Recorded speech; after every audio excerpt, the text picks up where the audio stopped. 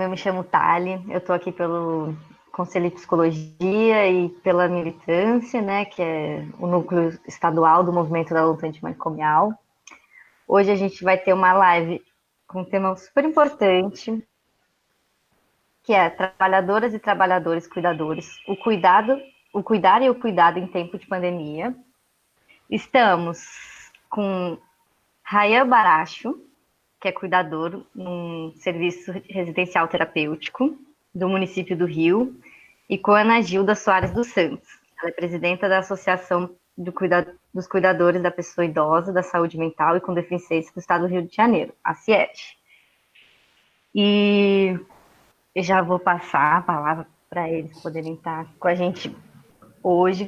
A ideia é que seja um bate-papo, que a gente possa ter trocas interessantes nesse tema. A gente está na semana do 18 de maio, da luta antimanicomial. Esse ano a gente teve como lema que corpos têm direito à vida, antimanicomiais contra as políticas de morte.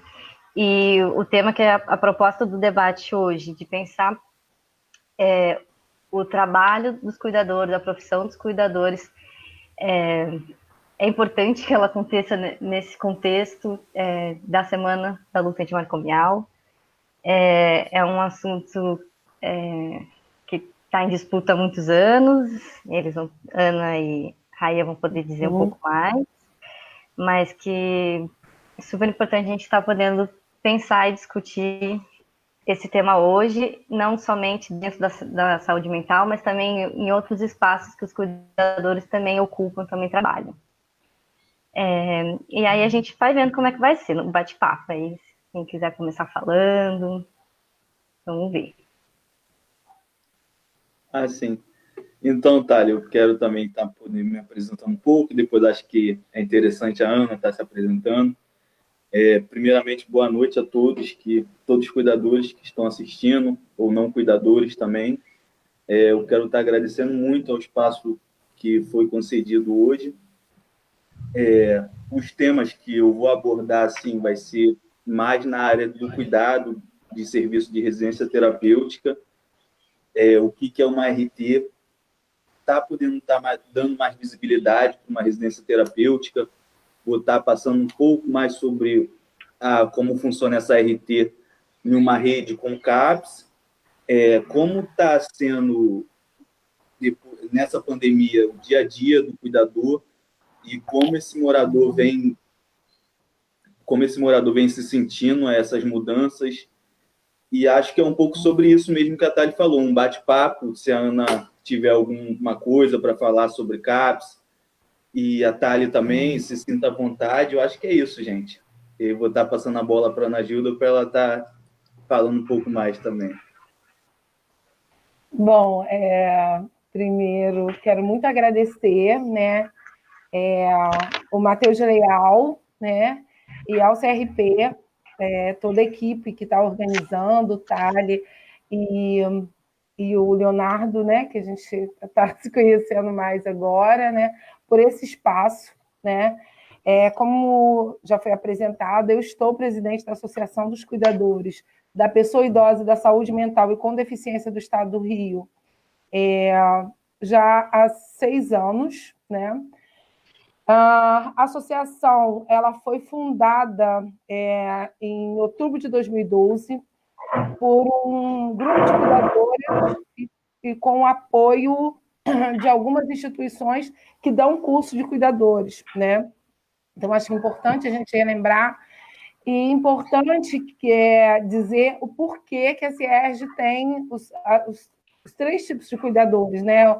As 3 categorias, aliás, a mesma categoria, mas segmentos diferentes, né? Porque foram cuidadoras, mulheres negras, que iniciaram tudo isso, né? Então, vieram cuidadoras da saúde mental, cuidadoras de idosos, na grande maioria, e cuidadoras de deficiência. Então, a gente iniciou numa luta pela regulamentação da profissão do cuidador, né? Que eu acho que é essa bandeira que a gente está erguendo faz um bom tempo, e que precisa ser uma bandeira não só dos cuidadores, mas da sociedade no modo geral, né? Porque cuidadores, todos nós somos um pouco, né? Então, entendendo isso, também quero tentar que a gente faça um bate-papo, né? Rayan, companheiro velho de lutas, de Velho estudo, não.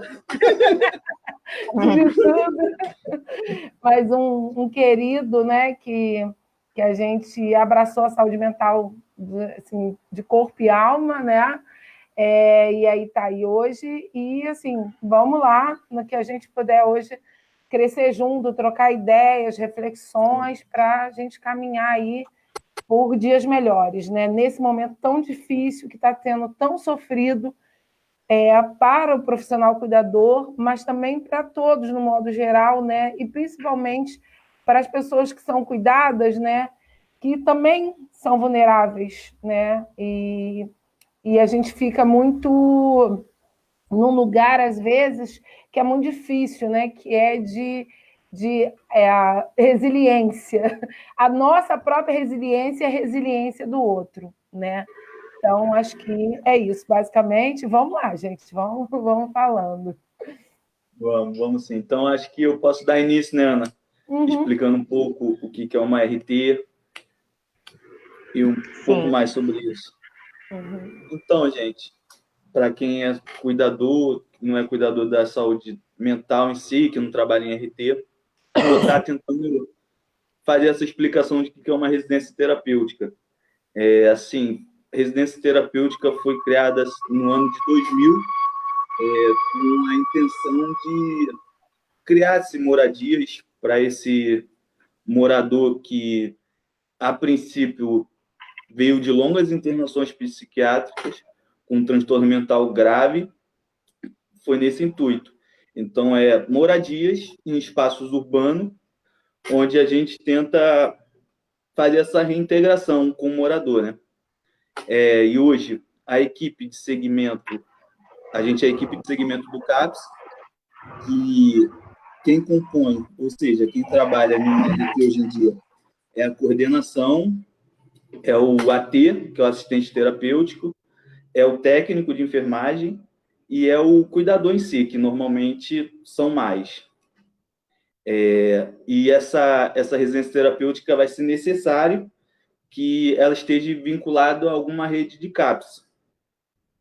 E hoje, no Rio de Janeiro, ao todo, são 91 RT distribuídas por diversos locais. E botar passando um pouquinho mais sobre o CAPS também, que tem um papel fundamental em desconstruir, né, os manicômios, que visa assim a prática, compreendendo que as práticas de confinamento não se exista mais. Assim, o CAPS vai funcionar como uma rede de saúde que vai promover a saúde desse morador, tendo em vista que não vai ficar confinado nesse lugar. Ele vai fazer, seja uma oficina, seja um atendimento, seja o que for, mas ele vai estar retornando para a residência terapêutica, onde é a casa dele. E hoje existe diversos tipos de CAPS. Eu não, assim, eu vou estar entrando muito no que eu trabalho, porque o assunto é muito complexo. Eu estou falando de todos os CAPS. Hoje o CAPS que eu trabalho o CAPS 3, que ele diferenciamento dele que ele tem essa parte do acolhimento, né? Que é usado assim como último recurso quando a gente vê que o morador ele não está, quando a gente não consegue contornar talvez uma crise ou algo assim do tipo, e a gente não sente mais que o morador está seguro naquela RT por distintas coisas, diversos motivos, a gente tenta fazer o contato com a referência, porque esse morador ele tem uma referência no CAPS, e essa referência vai estar avaliando se essa necessidade desse morador está ficando num acolhimento ou não. Mas isso é um recurso que a gente tenta ser o máximo não usar, né? A gente tenta sempre que esse morador esteja no lar dele. E o CAPS, eu acho que também tem esse papel importante em criar espaço de lazer, de cultura, oficinas que tem, no caso onde eu trabalho, tem algumas oficinas que esse morador vai estar participando juntamente com a sociedade, que é uma forma de fazer essa reintegração também, né? E acredito que funcione bem. Eu acho legal. Sim, sim. Desculpa. Então, só para poder. Porque as pessoas às vezes fazem uma confusão Sim, entre comunidades terapêuticas, que a gente nem chama muito de terapêutica, mas de comunidades religiosas, com residências terapêuticas, que é uma outra questão, né? As residências terapêuticas entram numa política pública, né? E é importante a gente ressaltar, Rayan, que nós temos aqui no Rio de Janeiro, no total são 93, né? Sendo que duas são o que a gente chama de moradias assistidas, porque sim, sim. as residências terapêuticas são serviços que funcionam 24 horas, com equipes de técnicos, como você já trouxe bem, e de cuidadores, né? E as moradias assistidas, elas só precisam de um acompanhamento, né? Digamos, diário, né? Que seja durante o dia, para uma questão ou outra que também às vezes não se dá todo dia, que aí a gente está falando de pessoas com grau de independência maior, né? E eu acho importante porque você falou um pouco aí do EAT, né? Mas a gente trazer também o CAPS 3, que é, né? Porque às vezes as pessoas têm gente que já sabe, mas tem algumas pessoas. E aí acho que a gente precisa detalhar um pouco mais para poder ficar mais fácil de entender. E Sim, mais uma sim. vez frisar isso, residência terapêutica não é comunidade terapêutica, que no nosso ponto de vista, dentro, eu digo, enquanto a Cierge são comunidades religiosas que têm aí seu papel, mas que não tem uma vinculação com o SUS, né? Então, acho que a gente precisa desmiuçar esse tipo de questões até para não embolar um ponto de vista para algumas pessoas, né?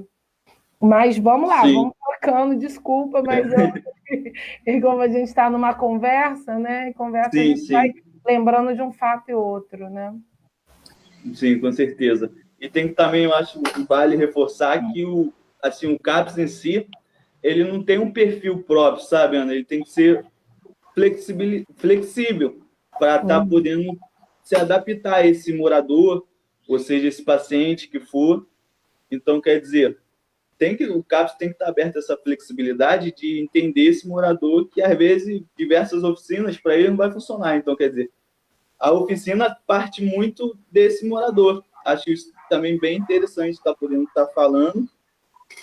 E acho que é mais essa linha mesmo que você falou sobre o CAPS. Porque o CAPS, na realidade, a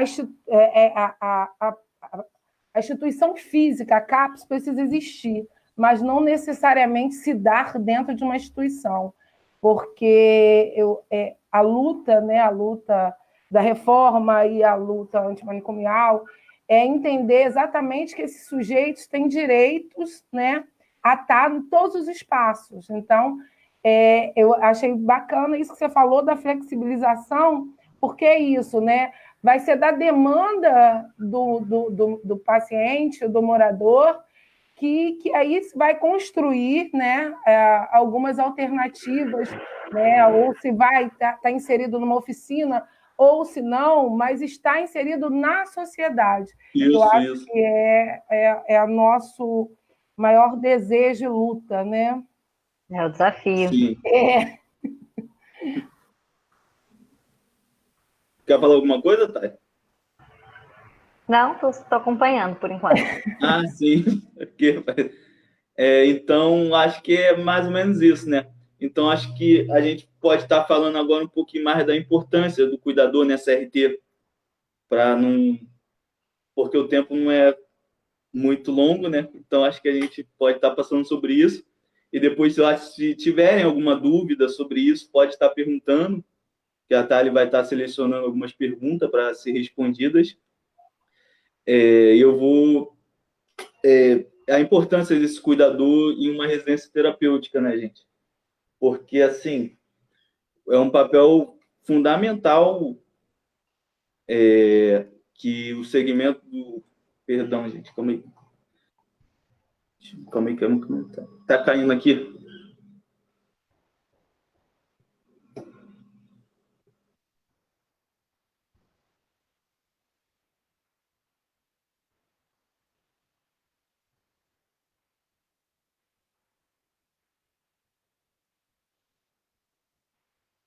Como assim?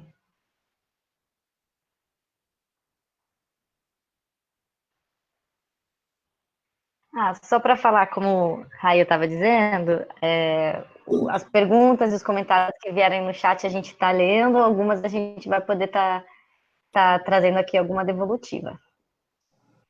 Aí, pronto, gente, aqui meu celular estava caindo aqui, eu tive que dar uma ajeitada nele. Então, gente, a importância desse cuidador em uma RT, eu acho de não só o próprio cuidador, né, como a equipe assim de segmento tem esse papel importantíssimo, que é importantíssimo na sociedade, que é estar ajudando esse morador, né, a se reintegrar, fazer essa reintegração na sociedade. Ou seja, dar a esse morador algo que nunca deveria, né, ser tirado, que é essa autonomia de ele poder estar vivendo em sociedade e tudo mais. Então, quer dizer, é um trabalho muito difícil, porque coisas simples, para eles, às vezes, é bem complexa. Eu tenho um morador que, às vezes, assim, uma ida no cinema, às vezes a gente acha que é simples e tudo mais, mas tu vê que nessas coisas simples é onde está realmente o trabalho, sabe? Tu ter essa sensibilidade de estar acompanhando, de estar fazendo esse acompanhamento, de ir ao cinema, seja um teatro, de poder estar comprando até uma roupa para ele estar auxiliando, que é uma roupa que ele deseja e tudo mais. Então, quer dizer, é um trabalho muito difícil que a gente vem construindo desse morador. E acho que é um pouco disso, né, Ana? Puder também estar querendo entrar nesse assunto, a Thali também. Eu acho que é isso, né? Auxiliar, né? Esse sujeito a ter autonomia, né? Acho que o papel do cuidador é muito isso, é auxiliar mesmo nessa autoconfiança, nesse... Antigamente eu até usava uma palavra muito ressocialização, depois, graças a Deus, fui sendo corrigida por alguns belos companheiros que não se ressocializa quem nunca teve direito à sociedade, né? Então, socializar essas pessoas, né? Com pequenas coisas, né? Rayan, outro dia a gente conversando e achei muito interessante. Aliás, você que podia contar na história do abraço. Sim, eu deixei isso um pouco mais adiante, porque isso foi um fato recente que a gente tem tomado, né? O cuidado de não estar bem próximo a esse morador, de ter esse afastamento devido a essa pandemia e tudo mais. Aí, assim, eu expliquei a esse morador o sentido de não estar podendo mais cumprimentar e tudo mais, de não estar podendo abraçar. Aí, a princípio, ele entendeu e tudo mais. Aí, ao decorrer do dia, aí foi se dando. Aí, com outro morador, fui fazer uma atividade que tinha pedido para que ela queria comer brigadeiro.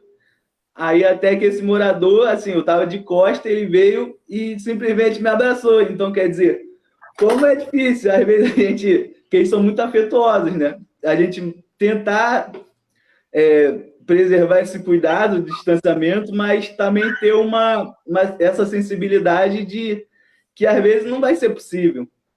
Eu acho muito interessante esse cuidado que a gente vem tendo, mas que às vezes eles precisam de um abraço. E como é difícil a gente tentar equilibrar isso. Sim, sim. Mas eu acho que, para além disso, né, eles estarem entendendo, né, esse momento, Sim. né, e a gente que fica 24 horas, como alguns companheiros estão trabalhando, né?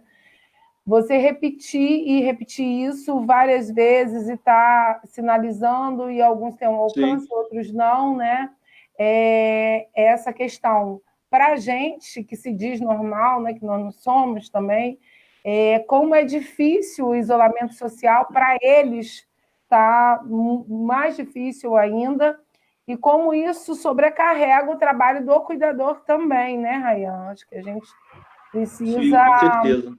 Falar sobre isso, porque é importante pontuar que algumas residências moram 8 pessoas, né? 8 moradores, né? Exato.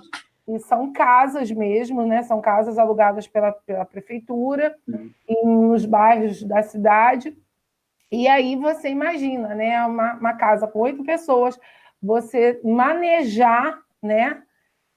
Esse isolamento, porque quando a gente tem aí, e o CAPS é o suporte forte, né? Porque é isso, né? Durante o dia tem atividades, tem outras coisas e tal, você pode, a equipe está completa, mas nesse tempo de pandemia, o quanto está sendo difícil. Mas aí eu acho que você pode falar, que senão eu falo. Sim, sim. Realmente, Ana, o trabalho em si ficou mais difícil depois dessa pandemia, né? Até porque a gente parte do princípio que a gente, assim, nós cuidadores, se vemos como área da saúde um trabalho essencial. Então, quer dizer, até a ida para a gente para o trabalho, digo, não para a saúde mental, porque para a saúde mental a gente ganhou um comprovante disso, mas para o cuidador em si, como está sendo difícil, até a ida para o trabalho, entende? Tu vai estar depois um pouquinho falando mais sobre isso. Então, quer dizer, já começou a dificuldade na ida para a RT. E você também está o tempo todo com esse morador dentro de uma residência, sabe? Você vai ter que estar criando alguns meios de interações, até para que esse morador não fique entediado, né, dentro da residência. Então, quer dizer, o trabalho e o desgaste aumentou muito em relação a isso. Por que isso? Porque tu vai ter que ficar 24 horas, como tu disse, com esse morador. E quer dizer, esse morador, muitos deles já criaram uma rotina de poder estar saindo, de poder estar indo comprar seu refrigerante, seja o que for, de estar podendo ir um pouco na rua. E quer dizer, a gente vai ter que seguir o lado oposto do que a proposta da residência terapêutica, né? Que é estar botando esse morador em sociedade, na reintegração. Então, quer dizer, a gente vai ter que ter esse cuidado de sempre estar falando com esse cuidador, com esse morador, perdão, da importância de ficar em casa. E, assim, no começo foi bastante difícil de eles entenderem, sabe? Mas hoje está até um pouco mais entendido mesmo para eles, porque hoje a gente está usando máscara, né, na residência terapêutica 24 horas, e eles, no começo, estranharam. Aí eu pude estar perguntando a cada um deles se eles estavam entendendo o motivo de a gente estar de máscara e tudo mais, porque assim, a gente não pode trazer jamais, eu acredito, uma residência, esse lado hospitalar. Então, quer dizer, a gente tem que ter muito, muito, muito cuidado com isso. Então, quer dizer, a equipe toda pode estar explicando diversas vezes o motivo da máscara. E assim, hoje eu vejo que eles estão bem entendidos em relação a isso. Até um morador próprio chegou a falar, eu acompanho o jornal, vocês vêm falando, e eu sei que talvez em determinado momento até a gente mesmo vai ter que usar máscara, né? Aí saiu rindo. Então, quer dizer, é interessante como eles entendem as coisas, sabe? Como é possível. Mas no começo foi bem difícil. Até a própria escala que mudou, sabe?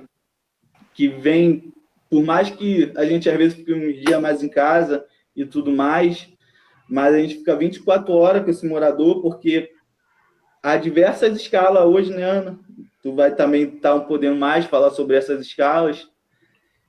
Hoje a escala que a gente vem fazendo, onde eu trabalho, é uma escala que eu acho que é a melhor, entre aspas, que eu posso estar dizendo assim, é desgastante do mesmo jeito, vai ser desgastante do mesmo jeito, mas, porém, eu acho que é que preserva mais, porque, assim, a gente não fica indo e vindo de casa para o trabalho, do trabalho para casa. Então, quer dizer, diminuiu esses dias de estar trabalhando, né? De estar vindo e voltando do trabalho. Então, esse caminho foi diminuído, então eu achei que isso foi válido. Sim. Acho interessante isso que... Posso ir? Sim. Acho interessante isso que a Raya está dizendo, porque é um trabalho diário e muito sutil de criar e desenvolver novas formas de cuidado, e eu acho que em tempo de pandemia isso fica ainda mais intenso, né? Esse trabalho diário nas sutilezas do dia a dia, daquilo que aparece, enfim, poder pensar o que é o cuidado, então, em tempos de pandemia, o que é possível, o que não é. Imagino que esteja sendo um desafio mesmo, né? Sim. Sim. É sim, cara. E até a rotina, né, Ana? Assim, eu vou estar falando um pouco mais da rotina, que também mudou da nossa chegada, que, assim, a gente, ao chegar na RT, a gente faz essa higienização toda e, assim, a gente está trocando de roupa de imediato, antes mesmo de assumir o plantão. E se caso houver necessidade de ir para a cápsula, de estar indo para outro lugar com morador, a gente vai estar usando uma máscara diferente, que é uma máscara cirúrgica, que é aquela descartável, e vai estar, ao saindo do cápsula, vai estar desprezando ela e voltando com as nossas máscaras que foi dada pela coordenação. De início foi dado 4 máscaras e depois foi dado mais 4 máscaras, daquelas laváveis. E ontem chegou algumas coisas em relação ao óculos, algumas mais proteções fornecidas pela contratante também. Uhum. Bom, depois acho que a gente pode voltar, né, Raia, um pouco. Eu estou meio que olhando o tempo, né? E aí eu queria pontuar algumas coisas que eu escrevi, né?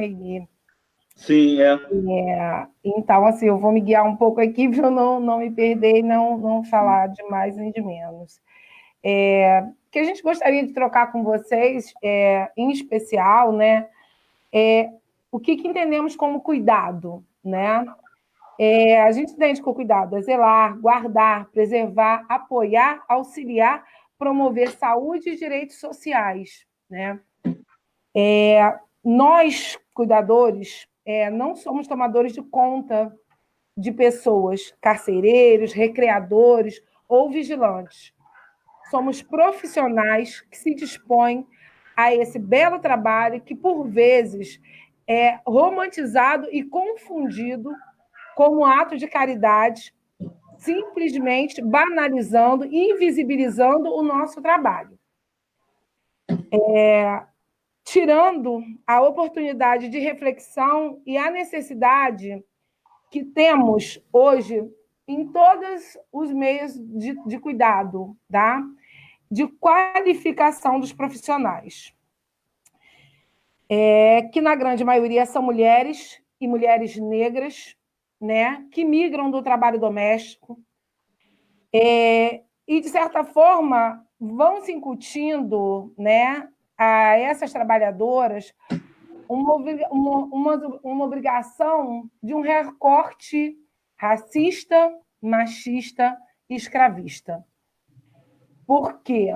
Rayan bem trouxe aí, né, as questões dos cuidadores, né? No início da pandemia, teve-se vários problemas, alguns cuidadores estavam sendo impedidos de vir para o trabalho. Então, nós fomos, enquanto associação, fomos chamados para participar de uma reportagem para poder dizer da dificuldade dos cuidadores.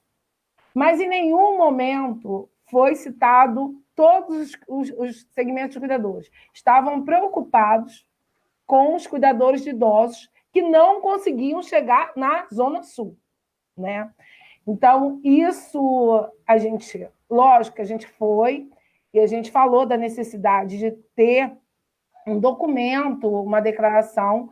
A gente, enquanto a Cierge, viabilizou no início, uma declaração para alguns associados de imediato, e aí, a partir daí, o governo estadual, né, também colocou no site do governo estadual uma declaração padrão que seria preenchido pelos contratantes e pelos cuidadores, né? Então, a gente vê aí que não se tem um lugar para esse cuidador, né? Só acontece de falar ou de se tocar no cuidador quando tem alguma matéria na mídia que o cuidador é aquela pessoa que está ali diariamente com o idoso e tal. Não se fala do cuidador em saúde mental. Nós tivemos 2 projetos de lei que avançaram bastante e a gente, enquanto a Cierj, a gente lutou muito para que incluísse no projeto de lei os cuidadores de saúde mental. Não fomos ouvidos, mas caminhamos, porque a gente acreditava que o projeto caminhando, depois poderia pedir algumas emendas. Ano passado, o projeto 11 de 2016 avançou bastante, foi aprovado na Câmara dos Deputados, depois no Senado, e foi vetado pelo governo atual, né? Então, e aí a gente tem que trazer essa discussão, acho que a gente precisa, enquanto sociedade, por quê? Por que foi vetado, né? Se fala tanto da necessidade do cuidado, se fala que o país está envelhecendo, se fala que as pessoas precisam mais, e por quê? É importante dizer também quem vetou, né, Ana? Não, exatamente, né? A gente tá dizendo aí, né, que foi o presidente Jair Bolsonaro, né, que vetou o projeto de lei que, sem uma justificativa justa, né, nós caminhamos bastante, estivemos em Brasília, fomos de gabinete em gabinete, né? E aí eu quero mandar um abraço ao meu querido amigo, professor Daniel Grossman, que foi junto com a gente, ficou lá um dia exaustivo, né? Naquela loucura que é aquilo lá, e para simplesmente a gente não conseguir ser ouvido direito, né? E por quê? Né? A gente tem que trazer a discussão, né? Quem são esses profissionais? De onde eles vêm e quem eles cuidam? Pessoas também que não são benquistas na sociedade, não tem na sociedade capitalista, não tem o que eles chamam, não tem como vender a força de trabalho, né, na imaginação deles, né? Porque essas pessoas já contribuíram de alguma forma, né? E deveriam hoje ter acesso a todo o cuidado possível, mas isso envolve N coisas, né? Mas eu queria pontuar isso, né? Eu queria chamar a atenção um pouquinho para a gente depois levar aí para algumas perguntas, se tiverem, né? Tem bastante. Em relação aos EPIs, né? Nós, enquanto associação, a gente recebeu algumas denúncias, né, de alguns companheiros cuidadores, né, tanto da saúde mental quanto de ILPIs. E ILPIs são instituições de longa permanência, né, que simplesmente não estavam tendo acesso ao EPI, né? Alguns cuidadores tiveram que comprar, né? Alguns cuidadores improvisaram, alguns cuidadores estavam usando a máscara de pano dentro do espaço de trabalho onde tinham pessoas que tiveram Covid, né?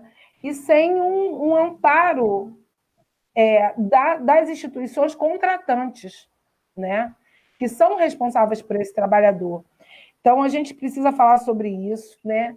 Principalmente das instituições de longa permanência, que tem uma grande aglomeração de pessoas e que ainda hoje a gente já teve notícias que algumas coisas mudaram, porque a gente levou as denúncias para o Ministério Público do Trabalho, com uma parceria muito importante, que foi da Temis, que é uma ONG de mulheres, né?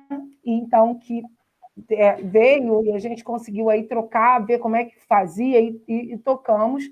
Mas, de certa forma, algumas coisas mudaram, mas outras não, né? Então, acho que a gente precisa falar. A gente precisa falar das contratações via RPA, que estão acontecendo para substituir os cuidadores que estão ficando adoecidos por Covid, né?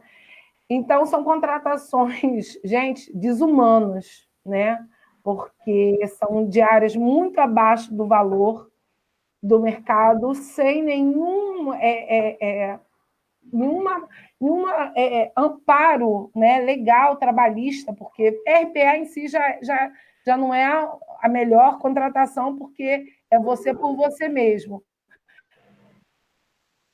Mas no momento de pandemia, a gente não se preocupar com um trabalhador que está substituindo outro trabalhador é desumano, né? Então, isso está acontecendo nas RTs, estão acontecendo também nos espaços de LPI e de abrigos também, que a gente já tem notícia.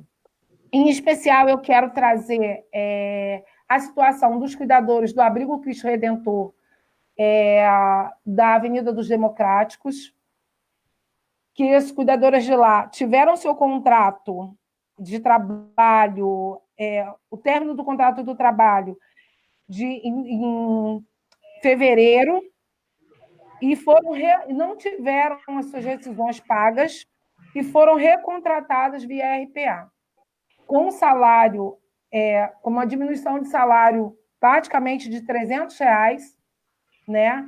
E com aumento de carga horária. Elas faziam 12 por 60, agora estão fazendo 12 por 36, e com mais trabalho, com menos gente e com menos condições, com menos garantias, né? Então, acho que é importante falar. Queria só... Depois eu vou deixar você falar, tá, Ryan? Só para não perder o fio da meada, né? Sim, pode. Das cuidadoras também, da instituição do Abrigo Leão 13, lá de Guaratiba, que a gente também teve denúncia de lá, né, que as cuidadoras estavam fazendo atribuições que não são dos cuidadores, porque os técnicos de enfermagem estavam adoecidos. Então, e lá também já se mudou alguma coisa, porque teve agora uma contratação, a gente já teve notícias, porém, o que a gente entendeu que algumas cuidadoras estão sofrendo assédio, porque a palavra foi: quem quiser ficar vai ter que ir para o abrigo de Itaipu. Itaipu é Niterói, gente. Você morar em Pedras de Guaratiba, trabalhar por lá, e você ter que ir para lá. Então, algumas cuidadoras estão se sujeitando a ficar, trabalhar, aceitar, e aí para Itaipu para não perder o emprego. E isso a gente está falando de um povo que aí eu digo muito, muito tranquilamente, das minhas companheiras que são chefes de família. E a gente precisa discutir sobre isso, né? Que cuidado a gente está dando para as pessoas que cuidam. Se a gente não cuidar bem dessas pessoas, essas pessoas não vão ofertar um bom cuidado, seja por um adoecimento psíquico, seja por várias questões, tirando que na pandemia essas mulheres estão sofrendo muito mais questões de violências domésticas e outras tantas questões que não dá para falar tudo aqui, mas que eu não queria deixar de falar, porque eu acho que são coisas muito graves que a gente tem que levar para o espaço de fala. Bom, então é basicamente isso. Depois a gente vai trocando outras coisas. Desculpa se eu me estendi um pouco. Nada, Ana. Achei tua fala ótima, assim, como associação, né?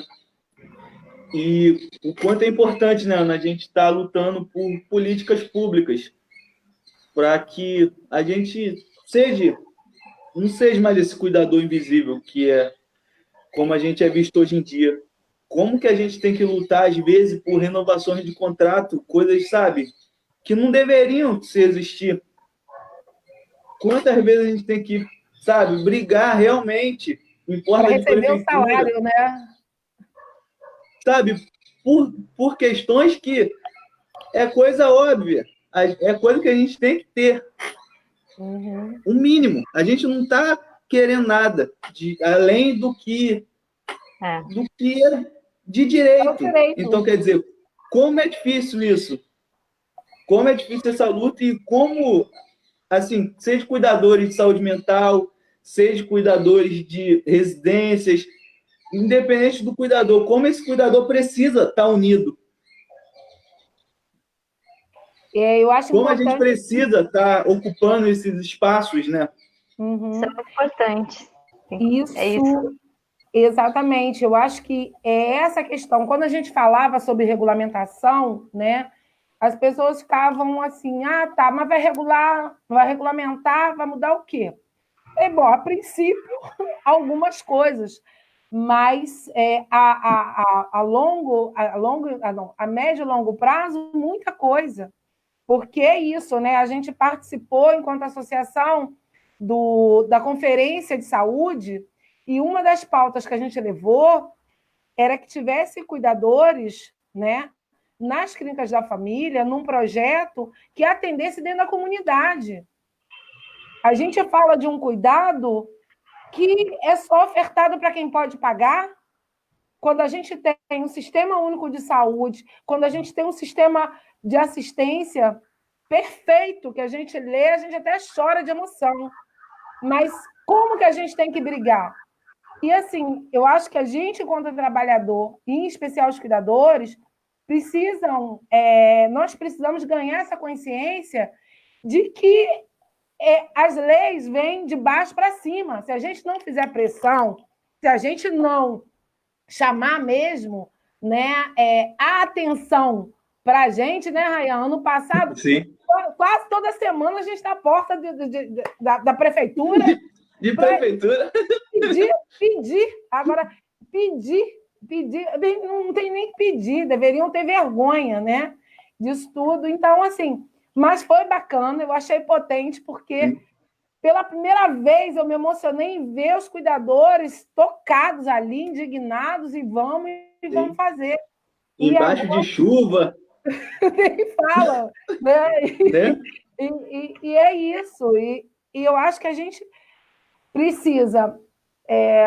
não é a palavra, não é se vitimar, mas às vezes a gente fica num queixume e não age, né? E aí eu falo, gente, a Cierge não é a Ana Gilda. A Cierge são os cuidadores. E, assim, a partir do momento que a gente entender que a instituição ela é um braço forte para a gente poder se juntar, discutir, criar estratégias para a gente continuar a conquistar e a manter nossos espaços de trabalho, né? Eu acho muito importante. Então, tá, desculpa que baixa o negócio aqui, eu começo a falar. É para falar. E assim, vale relembrar que assim, a gente em relação aos profissionais que mais cresce, né? A gente no Brasil, então quer dizer, hoje se existe muito cuidadores. Hoje, se a gente se juntar, a nossa força é muito forte. Então a gente tem que estar procurando realmente esse momento de união. Sim. É parceria, em outras categorias, é isso, é a luta enquanto profissional de saúde, né? Pela regulamentação de mais um profissional de saúde. Eu acho que é com essas parcerias. Sim. E hoje, assim, Thali, a nossa população está ficando velha. Então, quer dizer, foi o que a Ana falou. Hoje os cuidadores estão na Zona Sul. Então, quer dizer, não é uma realidade cuidador em Zona Oeste. Tem, mas se for botar Zona Sul e Zona Oeste, vai haver uma diferenciação. Então, quer dizer, a gente precisa lutar muito para que tenha mais projetos, seja de residência terapêutica, seja de outros tipos de moradias. A gente precisa muito estar lutando por isso.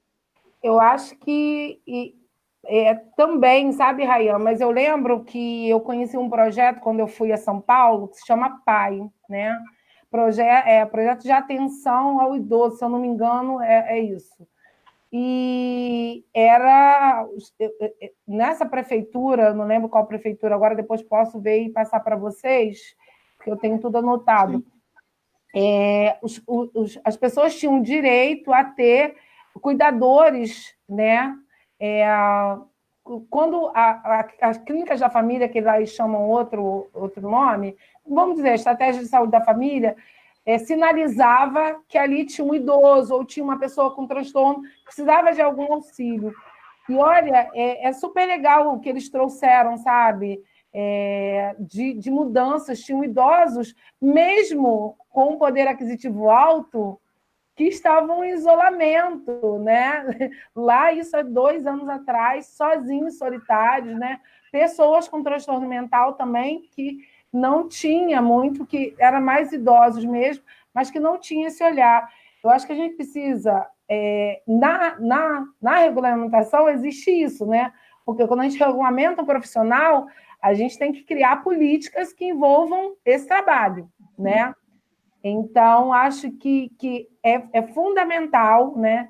A gente vê, eu fui a Itaguaí há um tempo atrás com a companheira Raquel Gouveia e tal, e lá em Itaguaí, os cuidadores de lá têm cuidadores concursados, né?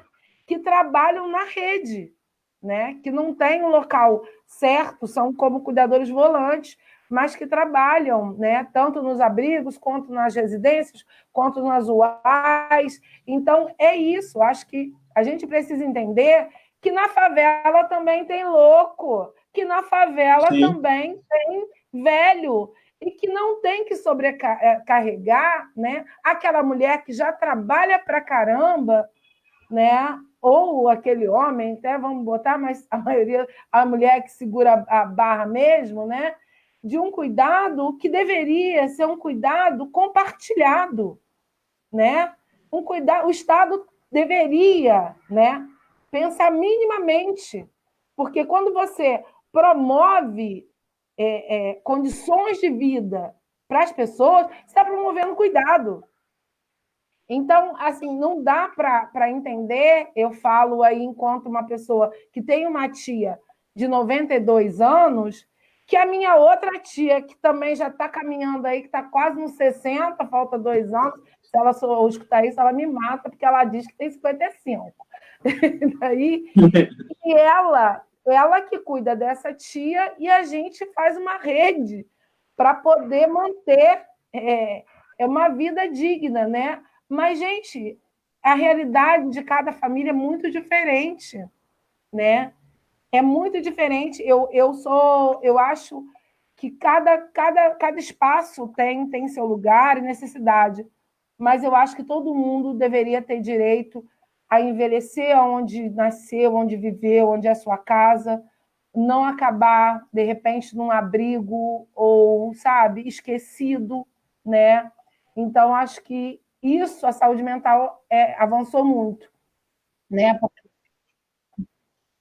Matheus aqui trouxe sobre isso, Matheus Branco Leal, nos comentários, trazendo aqui, começando a semana do CRP denunciando luta antimanicomial, a luta SUS é, acima de tudo, a luta pela dignidade aos trabalhadores desse país, trabalhadores que usam, trabalhadores que trabalham na saúde.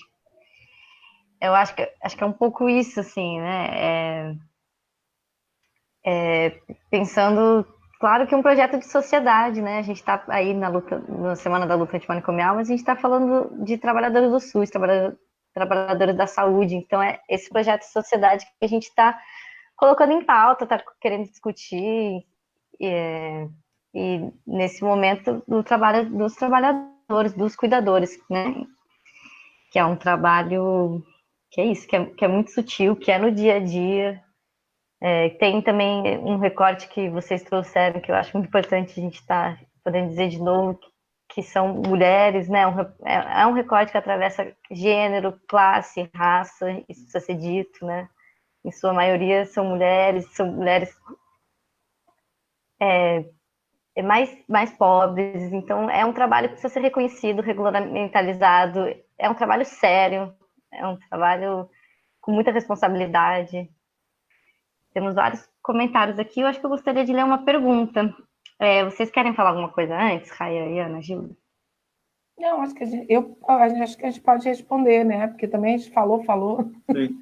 Falou já quase 1 hora.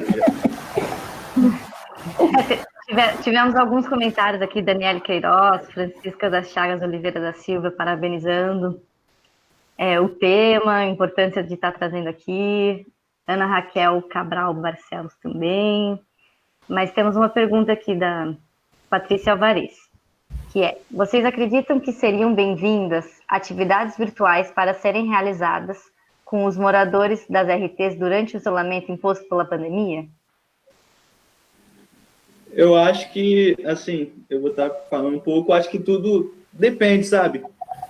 De residência para residência e como seria isso, porque tem morador que vai propor certa atividade que esse morador não gosta. Mas, assim, é válido? É válido, eu penso assim. Mas tem que se haver um cuidado nessa prática. Uhum. Bom, eu acho até que é interessante, mas também concordo com o Rayan como que vai ser essa proposta, né? Eu acho que é isso, né? A casa deles, né? E precisa ser muito respeitada, né? A gente fala isso muito nos cursos de qualificação de cuidadores, né? Do trabalho ético, do cuidado que é a casa deles, né? E que a gente precisa ter isso como norte, né? É a casa do morador, então a gente precisa realmente trocar muito, entender bem como é que é, o que vai ser levado, o que não vai ser levado, né? Eu acho que isso precisa passar pelo CAPES, né, no caso, né, para poder até algumas referências darem notícias de como, quais as atividades, né? Eu fico muito temerosa em algumas questões do cuidador se tornar um recriador. E isso é muito difícil, né? Porque você pensar numa RT, onde as companheiras estão fazendo 24 horas de plantão, né? Onde alguns moradores não têm autonomia para fazer uma comida, para poder estar mesmo organizando a limpeza da casa, para as coisas do dia a dia. Você ainda ter mais uma obrigação de parar e de repente, eu acho um pouco delicado, mas não é uma coisa que não possa ser pensada. Mas de que forma vamos fazer, né? Sim, sim. E outra coisa que eu penso assim, tem que partir muito do morador também, né, Ana? Sim, Porque sim. assim, Principalmente deles. a gente acha, principalmente deles, então quer dizer, isso tem que ser discutido muito com eles. Eles teriam que estar presentes aqui. E foi o que tu falou, talvez uma referência de CAPES tenha um direcionamento melhor sobre isso, porque eu digo assim, esses dias caiu uma pipa voada e simplesmente o morador gostava de pipa, sabe? Então, quer dizer, veio dele essa atividade. Foi algo que a gente estava ali do lado, mas que surgiu dele. Então, quer dizer, tem que se respeitar muito esse espaço dele. Sim, sim. Posso trazer mais um comentário aqui? Claro. Ana Raquel Cabral Barcelos trouxe: queria ouvir também vocês falarem um pouco sobre o isolamento para os moradores. Sabemos que muitas dificuldades se colocam quando eles já circulam e já têm convivência com outras pessoas para além dos CAPs e das RTs. Aí você quer falar aí de como está sendo para você, e eu dou notícia de como eu tenho notícias de algumas companheiras. Então, Boa. a gente tem adotado o isolamento, né? A gente está restringindo ao máximo esse ir e vir desse morador, mas às vezes há coisas que esse morador vai precisar ir para CAPES e a gente vai ter que estar cuidando desse morador em total segurança, de máscara, e tá propondo essas questões de EPI com ele, tá conversando da importância do uso de máscaras, e dentro da RT a gente está fazendo essa questão de reforçada, sabe? Em relação à segurança próprio dos cuidadores, até deles mesmos. E acho que é muito isso, mas assim, eles sentem falta de poderem tá indo fazer suas atividades diárias, assim. está sendo bem difícil para eles também. Bom, o que eu tenho tido notícias, né, que realmente está muito difícil, até por conta do adoecimento muito grande que tem tido dos cuidadores, né, que aí sobrecarrega, às vezes, um que está mais firme ali bem de saúde, bem psicicamente, que eles estão se reinventando, né? Se reinventando a partir do que os moradores vão trazendo, né? Como dançar, como pegar a roda de conversa mesmo, sentar em casas que têm espaço, né? Que também tem isso, né? Tem algumas residências que são apartamentos, né? E de tentar minimamente manter o distanciamento, mas falar. Quem gosta de cozinhar, chamar para poder estar participando mais de fazer a comida e tal, e picando alguma coisa, e esse envolvimento maior, né? Mas que não tem sido fácil. As crises têm sido maiores, lógico, né? Porque é isso. E o suporte, o que eu vejo, às vezes, é um pedido de socorro por um suporte maior dos CAPs, sabe? De ter, às vezes, tá difícil, mas de, não sei, de alguma forma também, tá vendo que esse espaço ali é um espaço que é fechado, né? Virou um confinamento. E dar conta disso tudo é complicado, e dar conta um cuidador só, mais complicado ainda. Então, quando a gente tem adoecimento de profissional e não tem reposição desse profissional, sobrecarrega o outro, que aí também vai focar várias questões. Então, acho que é basicamente isso, não está tendo uma receita de bolo, mas eu acho que isso também tem que passar de ter um acolhimento para esses cuidadores, sabe? Deles poderem falar um pouco. Eu tive notícias de umas companheiras lá do segmento da colônia, né, do modo geral, de como agora parece que entrou alguém que vai ouvi-las, né? Um profissional que vai ouvi-las, porque elas estavam lidando com luto, né? Com medo de se contaminar, com medo de contaminar o morador, né? Com vários medos e tendo que estar ali firmes, né? Então, acho que é importante a gente pensar nisso, enquanto serviço de saúde, né? Voltando à história, como é que estamos cuidando de quem está ali diariamente no cuidado? Né? Acho que a gente precisa... Não, tô achando muito importante ouvir vocês dois, Raia e Ana, porque é isso, né? Tem tanto isso da importância e da potência que essa profissão tem, então, de como precisa ser regulamentarizada, mas tem isso também, como cuidar de quem cuida. Isso está sendo... Eu acho que, assim, os cuidadores são linha de frente, não só nesse momento de pandemia, eu acho que desde que existe, né, enquanto profissão, sempre foram linha de frente. Mas é um pouco isso, assim, nesse momento isso está gritante, assim, como cuidar de quem cuida. Eu acho que é muito bom ouvir vocês dois. E queria dizer que a gente está se encaminhando para o final, para a gente poder fazer os comentários finais. Eu acho que é mais isso mesmo, sabe? Que a Ana disse. A gente tem que estar muito, como pode dizer, alinhado, sabe? A gente tem que estar muito unido, seja direção, esses cuidadores, os técnicos, porque é algo que a gente nunca passou, uma pandemia, sabe? Então, quer dizer, precisa-se muito desse lado mais humano e tudo mais, com quem cuida também, porque eu tenho, assim, colegas de trabalhos que estão, sabe, adoecida mesmo, coisa séria, em estados depressivos e tudo mais. Então, quer dizer, tem que se ter esse lado muito humano de estar entendendo que cada um vai reagir de uma maneira dessa pandemia. Acho isso muito importante também, porque tem gente que não vai reagir igual a você. É do ser humano. Então, precisa ter esse cuidado com o cuidador também. Uhum.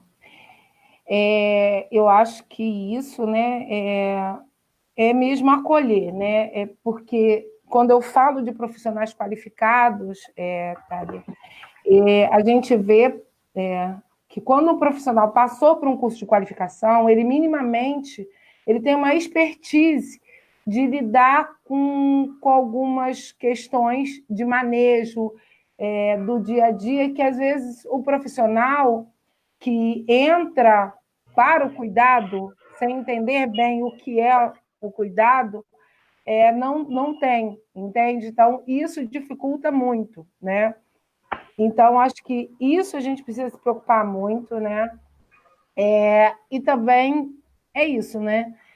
Essas pessoas que estão na linha do cuidado, né? São descuidadas o tempo todo, né? São invisibilizadas o tempo todo, né? Parece que vira uma coisa mesmo como uma obrigação. Quando eu trouxe na minha fala escravista, porque hoje em dia, às vezes, eu vejo uma transformação para escravas modernas, né? Porque a gente não tem um salário digno, a gente não tem o direito ao curso de qualificação público e gratuito, que deveria ter, entendeu? Nós só temos a Fiocruz, que oferece o curso gratuito, né? E, tirando isso, outras instituições, tem a ETS também, mas só, né? Não se fala muito nisso, né? Eu queria também não deixar de falar da situação das cuidadoras domiciliares, né? Que é isso, as pessoas confundem muito com o trabalho doméstico, né? Então, trazendo um pouco um recorte do que a companheira, a presidente da cooperativa das cuidadoras de Nova Iguaçu me trouxe na semana passada, de uma cuidadora que estava com uma idosa, e a idosa com Alzheimer, né? E o familiar disse: não, você pode fazer não sei o quê para a mamãe e pode deixar a mamãe sozinha na sala. E a cuidadora foi, seguindo a orientação do familiar, e deixou, né? E a idosa, nesse momento que ficou sozinha, ela se suicidou, ela se jogou da janela, né? Então, vocês, por aí, dá para a gente perceber, eu quis trazer muito isso, porque a delicadeza do trabalho, né? Porque as pessoas falam assim: não, mas vai ficar do lado da pessoa sentado sem fazer nada? E desde quando a gente está fazendo nada, quando a gente está sentado do lado de alguém? Se você se dispõe a estar ali, né? E é isso que a gente precisa falar, sabe? Então, eu não estou dizendo isso só para os cuidadores formais, não, para os informais também, né? Então, quando a gente fala em pensar em políticas públicas, a gente está falando do modo geral, né? Então, assim, eu acho que a gente vai precisar se reinventar, mas principalmente, né, entendendo que a gente é uma rede de cuidados, que a gente é uma rede de saúde, a gente não pode ser omisso com o sofrimento dos outros trabalhadores. A gente não pode se omitir, sabe? Eu acho que isso é o mais importante. No meu trabalho, a gente fala muito sobre solidariedade, né? Então, eu quero mandar um beijo para a minha equipe do CAPS Neuza, né? Também quero mandar um beijo para a minha. Me ajudou bastante. Então, tá mandando um beijo para todo mundo, também tem que mandar, para eles não ficarem chateados. Isso aí. Então, porque a gente vai crescendo enquanto profissional quando a gente tem uma base que nos deixa crescer também e que nos auxilia, né? Então, quando a gente tem conhecimento, a gente tem que transmitir esse conhecimento, né? Então, é basicamente isso. Eu queria deixar aqui um agradecimento, né? Que já acabou meu tempo, aí eu já falo logo e fico fora. Agradecer às minhas companheiras cuidadoras pela confiança que elas têm, sabe? De telefonar, de contar, de chorar juntas. Às vezes a gente não dá jeito, mas a gente pelo menos divide, né, o sofrimento. Então, eu quero agradecer muito essa confiança de anos, né, que elas têm de estar trazendo e da gente poder, de alguma forma, estar e dizer, mais uma vez, a CIERJ não é a Ana Gilda, a CIERJ somos nós, né? Que vive luta, resiste contra as discriminações, contra os preconceitos e as opressões. Lutamos pela regulamentação da profissão do cuidador social, ou seja, que abranja todos os cuidadores. Então, não tem cuidador de idoso, não tem cuidador de deficiência, não tem cuidadores... Somos cuidadores de pessoas, né?